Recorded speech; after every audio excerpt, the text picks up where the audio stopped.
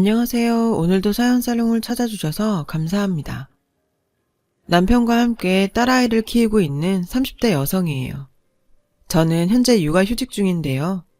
아직은 애가 어려서 당장 복직은 힘들고 아이가 조금 더 크면 복직을 할 생각이에요. 남편과 전 현재 시댁과 연을 끊고 살고 있어요. 정확히 말하자면 시어머니와 연락을 끊고 사는 거죠. 아버님과는 아무 문제 없이 잘 지내고 있거든요. 우리 부부가 어머님과 연을 끊게 된 건 어제 오늘 일은 아니에요. 결혼하기 전부터 시작됐으니까요. 그러니 시집살이가 연을 끊은 이유는 아니라는 얘기죠. 원인은 바로 시어머니 때문이었어요. 오죽하면 자식 내외가 어머님과 연까지 끊어야 했는지 그 얘기를 하려고 이렇게 사연을 보내게 되었어요. 제 가족 얘기부터 해볼게요. 저희 집은 딸만 둘이에요. 제 밑으로 4살 터울의 여동생이 있죠. 지금도 그렇지만 어릴 때부터 여동생과 저는 돈독한 사이였어요. 전생에 부부였냐는 소리를 들을 만큼요. 제 눈에는 여동생이 마냥 예쁘고 귀엽기만 했거든요. 엄마가 그러시는데 전 어릴 때부터 엄마만 보면 동생을 낳아달라고 그렇게 졸랐었대요. 저희 집을 제외하곤 친척집 대부분이 형제나 자매를 키우고 있었는데 늘 혼자 놀던 저는 그 모습이 부러웠던 거죠. 그래서 엄마를 졸라 동생을 낳아달라고 떼를 쓴 거고요. 아무튼 이런 제 앙탈 때문이었는지 부모님께선 둘째를 갖기로 하셨고 얼마 뒤 엄마는 임신을 하셨어요. 엄마는 한 번 낳아봤으니 두 번째는 좀 수월하지 않을까 생각하셨다더라고요. 그러던 어느 날이었어요. 엄마 몸에 이상이 생겼지 뭐예요. 여느 때처럼 제 간식을 만들고 계셨는데 갑자기 배가 뒤틀리더니 찢어질 것처럼 아프더래요. 그리곤 이상을 감지하던 그 순간 이미 하혈은 시작됐고요.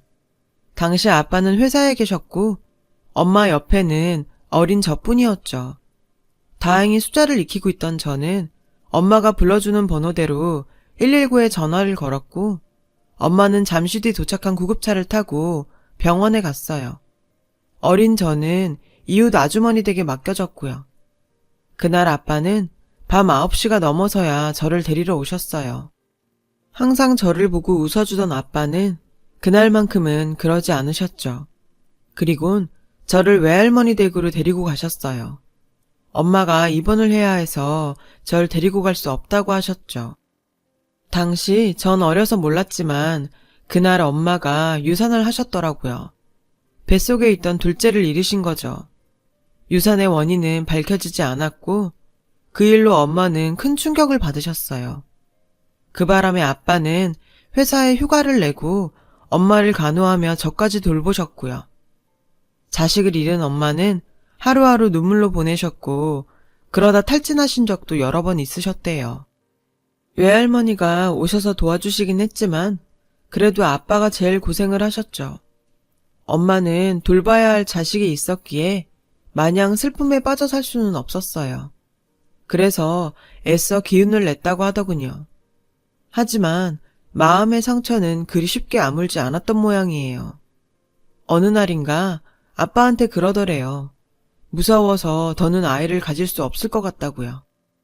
아빠는 그런 엄마를 위로하며 아이는 하나로 충분하니 그런 걱정은 말고 몸조리만 신경 쓰자고 하셨죠. 하지만 엄마는 어떻게든 제게 동생을 만들어주고 싶으셨나 봐요.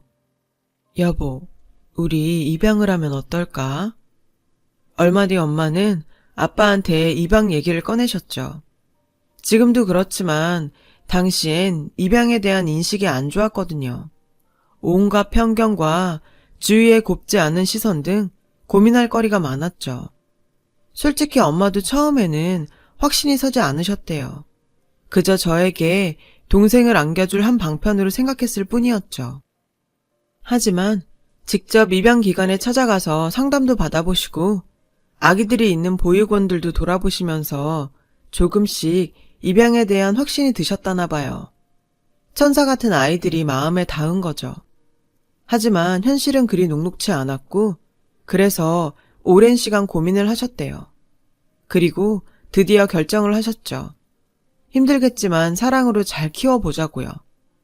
그런 엄마의 확고한 모습에 아빠도 조금씩 마음이 흔들리기 시작했고, 그렇게 엄마와 아빠는 1년의 기간 동안 입양기관에 가서 상담도 받고 입양 심사도 받으신 끝에 제 여동생이 될 아기를 만날 수 있게 됐어요. 전 아직도 그날이 생각나요. 동생과 처음 만났던 그날이요. 동생의 친모는 미혼모였고 친모의 부모 손에 들려 동생은 보육원으로 가게 됐죠. 제가 5살이던 무렵 동생은 첫돌을 한 달 앞두고 우리 집으로 오게 되었어요.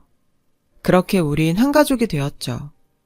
저는 동생이 생겼다는 사실에 뛸 듯이 기뻤어요. 동생이 너무 예뻐서 동생을 볼 때마다 기분이 좋았죠. 뽀얗고 말캉말캉한 얼굴에 몽실몽실한 엉덩이까지 인형보다 훨씬 예쁘고 귀여웠거든요. 외가와 친가에서는 처음엔 주위 시선도 신경 쓰이고 남의 애를 키운다는 게 탐탁지 않으셨던지 걱정을 많이 하셨지만 막상 제 동생을 보시곤 그런 걱정이 싹 사라지셨대요. 제 동생의 웃음이 차갑던 어른들의 마음까지 단숨에 녹여버린 거죠. 그 후론 너무 잘 데려왔다며 예쁘게 잘 키우라고 하셨대요. 덕분에 엄마 아빠도 한시름 놓을 수 있었죠.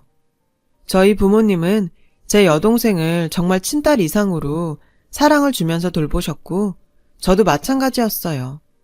비록 때때로 여동생을 질투하기도 하고 가끔 심술을 부리기도 했지만 그래도 단 한 번도 동생을 낳아달라고 한 걸 후회한 적은 없었어요. 데려온 동생이라고 차별하거나 창피해하지도 않았고요. 오히려 엄마가 배 아파 낳은 동생과 똑같다고 생각했죠. 물론 주위에서 말이 없었던 건 아니에요. 언젠간 엄마가 제가 다니던 유치원에 동생을 데리고 오신 적이 있는데 친구 엄마들이 구석에 모여서 이런 말을 하는 걸 들었거든요. 어떻게 태생도 모르는 애를 데려다 키워? 혹시 밖에서 낳아온 자식 아니야? 그 말에 엄마가 불같이 화를 냈어요. 어쩜 애 키우는 사람들이 그런 소리를 해? 태생? 당신들 태생은 얼마나 잘나서? 엄마가 그렇게 화를 내시는 건 처음 봐서 전 아직도 그날이 생각나요. 엄마와 아빠는 사람들의 안 좋은 시선에 늘 당당하셨고 저와 동생한테 차별 없이 똑같이 사랑해 주셨어요. 그 사랑을 먹고 자란 동생과 저는 걱정 없이 무럭무럭 자랄 수 있었죠. 매 순간 사랑만 받았던 건 아니고 잘못하면 혼도 나고 회초리도 맞고 그랬죠. 하지만 그게 부모 사랑 아니겠어요? 그리고 동생이 10살이 된 어느 날 엄마는 동생에게 입양 사실을 밝혔어요. 시기를 그때로 잡은 데는 이유가 있었죠. 동생이 초등학교 3학년이 되어 학교에서 새 교과서를 받아온 날이었어요. 교과서를 훑어보던 엄마는 입양 가족에 대한 내용을 보게 되셨어요. 그걸 계기로 엄마는 수업 전에 동생한테 입양 사실을 말하는 게 좋겠다고 생각하신 거예요. 그래야 나중에라도 동생이 충격을 덜 받을 것 같아서였죠. 엄마는 저와 동생을 불러다 앉혀놓고 따뜻한 목소리로 말씀하셨어요. 엄마가 예전에 몸이 많이 아팠어. 그래서 둘째 아이를 가질 수 없었고.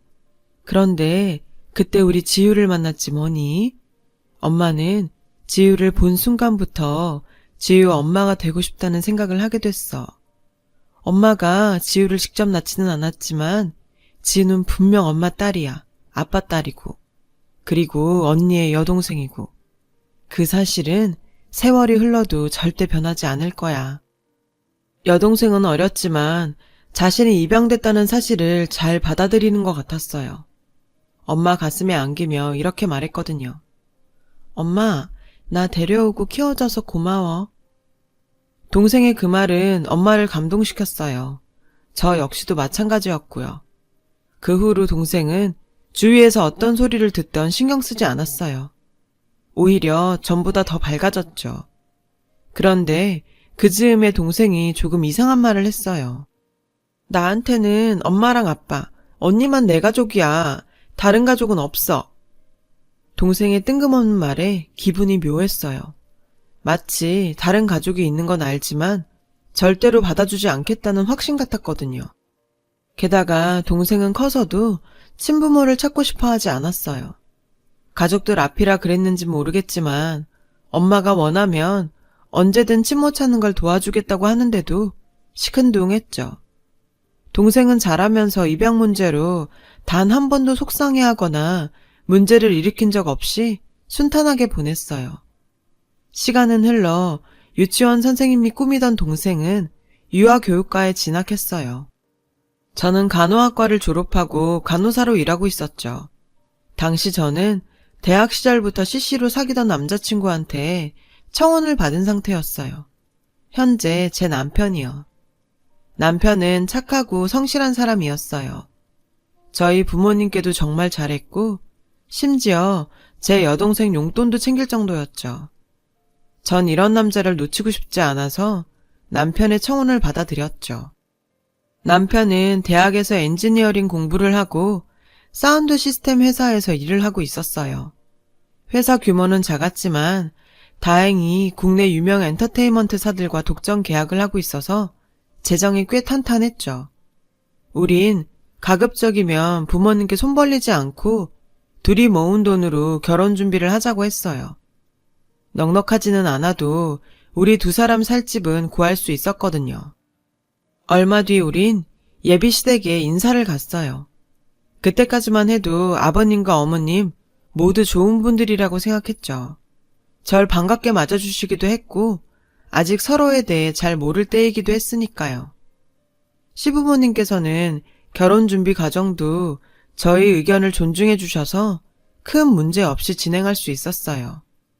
하지만 생각지 못했던 사건이 벌어지고 말았죠. 바로 상견례 자리에서 말이에요. 상견례 자리엔 저희 부모님과 여동생이 함께 나갔고 남편은 외동아들이라 시부모님과 함께 나왔어요. 처음엔 화기애애한 분위기에서 식사도 잘하고 얘기도 무리 없이 흘러갔죠. 그러던 중 제 동생이 말실수를 하고 말았어요. 여동생이 엄마와 대화를 하다가 실수로 이렇게 말한 거죠. 이럴 거 알았음 엄마가 나 데려다 키웠겠어? 우리 집에선 동생 입양에 대해 관대한 편이라서 평소 동생도 제 입으로 이런 농담을 편하게 했거든요. 그런데 시부모님한테는 이 말이 거슬렸던 모양이에요. 상견례를 마치고 식당에서 나오는데 시어머니께서 저를 부르셨어요. 어머님은 절 데리고 사람들 눈을 피해 구석진 곳으로 가셨어요. 그리곤 대뜸 이러시더라고요. 혹시 네 동생 입양한 애니? 저는 당황스럽기는 했지만 어차피 숨길 생각도 없던 터라 그렇다고 했어요. 하지만 우리 집에선 단 한 번도 동생을 데려온 아이라고 생각한 적 없다고요. 그런데 그 이야기를 들으신 어머님은 얼굴색이 변하셨어요. 말로는 알겠다고 하셨지만 표정은 전혀 그렇지 않았죠. 그렇게 한 2주 정도가 지났을까요? 어머님께서 제게 전화를 하셨더라고요. 만나자고요. 그래서 저는 약속 장소인 카페로 향했죠. 그런데 제가 인사를 드리자마자 대뜸 미안한데 이 결혼 없었던 일로 하자. 글쎄 이러시지 뭐예요. 전 이유가 뭐냐고 물었어요. 그랬더니 내가 이런 말하면 속 좁은 인간으로 보이겠지만 나는 입양한 가정에서 자란 애를 며느리로 받고 싶지 않다. 그런 애들은 나중에 지 부모 따라 입양할 가능성이 크다더라. 나는 내 아들 피 안 섞인 애를 손주로 볼 생각도 없고 자신도 없다. 그 말을 듣자 정말 황당했어요. 아니 부모님이 입양을 하셨다고 딸인 저도 입양을 할 거란 건 너무 비하기 심한 거 아닌가요? 도대체 무슨 근거로 그런 말도 안 되는 소리를 하는지 정말 이해가 안 됐어요. 아마도 어머님이 입양가정에 대한 편향된 인식을 가진 분이라서 논리에 벗어난 말을 했다고 판단했어요. 저는 화를 누르고 최대한 침착하게 얘기를 이어갔어요. 어머님, 저희 아직 자식 계획도 안 세웠어요. 애를 낳을지 안 낳을지도 모르는데 왜 어머님은 앞질러서 그런 말씀을 하세요. 그리고 입양이 뭐가 어때서요? 입양된 애들이 무슨 전염병자인가요? 그리고 제 동생이요. 자기가 입양된 거 다 알고도 지금껏 구김살 없이 잘 자랐고 우리 가족 모두 동생의 입양에 대해 전혀 서스럼 없이 잘 살고 있어요. 지금 말씀은 저희 가족뿐 아니라 입양 가족들 전체를 모욕하시는 거예요. 그러자 어머님은 벌컥 열을 내시더군요. 지금 어른이 말씀하시는데 따박따박 대드는 거니? 그래, 나 속 좁은 년이다. 하지만 어쩌겠니? 난 내 생각을 바꿀 마음이 없으니. 그러니 잔말 말고 준우랑 상의해서 이 결혼 정리해. 어머님은 그렇게 카페를 나가셨어요. 저는 당황해서 어머님을 뒤쫓아 나갔죠. 다시 설득해 보려고요. 하지만 어머님은 절 뿌리치고 가버리셨어요. 저는 황망하게 서 있다가 그대로 집으로 돌아왔고요. 집에 오니 그제서야 눈물이 쏟아졌어요. 왜 내 가족이 이런 소리를 들어야 하나 싶어서요. 전 그렇게 하루 종일 울다가 가족들한텐 비밀로 하고 다음날 남편에게 전화를 걸었어요. 그리곤 딱 잘라 얘기했죠. 자기야, 미안한데 우리 이 결혼 여기서 끝내자. 난 도저히 못하겠어. 놀란 남편은 제게 이유를 물었어요. 전 어머님과 있었던 일을 전했어요. 그리곤 당당하게 말했어요. 난 내 가족을 모욕하는 사람하고는 한 식구로 못 살아. 파혼할 생각이라 생각대로 질러댔어요.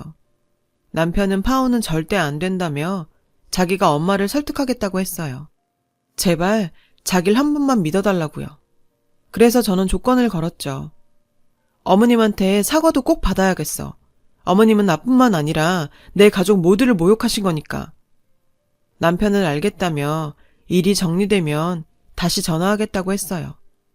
그런데 자기가 얘기해보겠다던 남편은 이후로 연락을 하지 않았어요.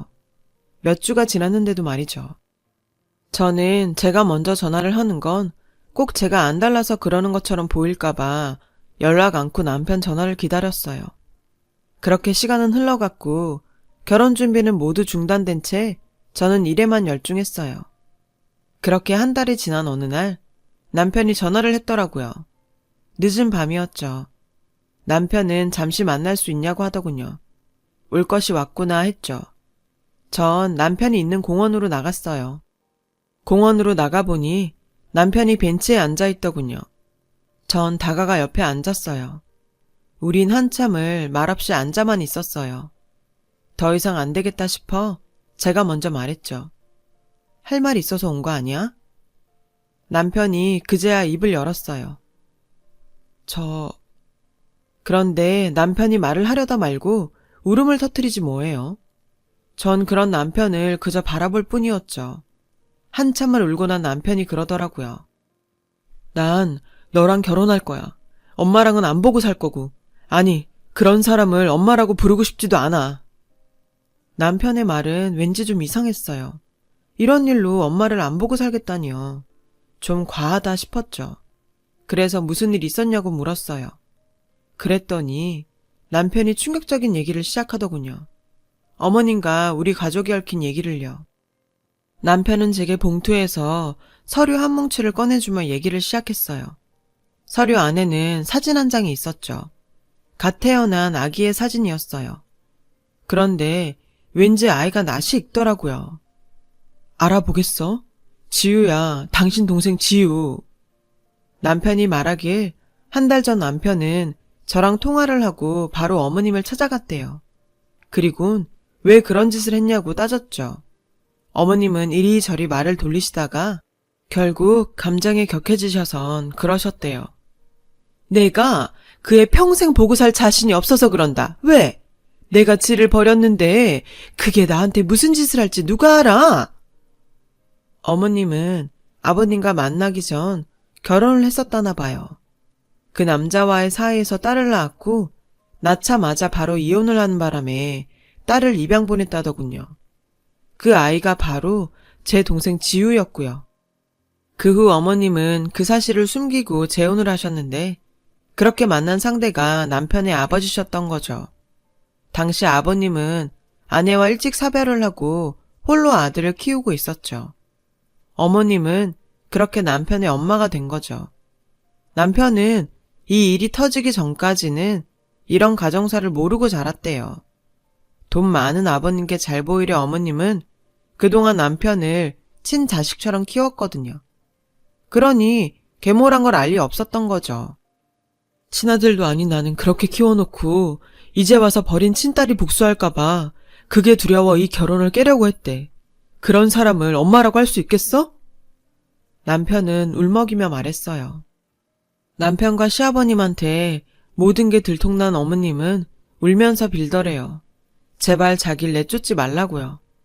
그러면서 앞으로도 자신이 잘할 테니 이번 결혼은 하지 말아달라고요. 끝까지 자신만을 생각하는 어머님을 보고 남편은 오만정이 다 떨어졌고 아버님은 이혼은 않겠지만 사돈댁만 괜찮다고 한다면 이 결혼은 그대로 진행하겠다고 하셨대요. 난 적어도 엄마가 지유한테 미안한 감정은 가지고 계실 줄 알았어. 그런데 끝까지 지유가 해코지하지 않을까 그것만 걱정하더라고. 무당까지 들먹이면서 말이야.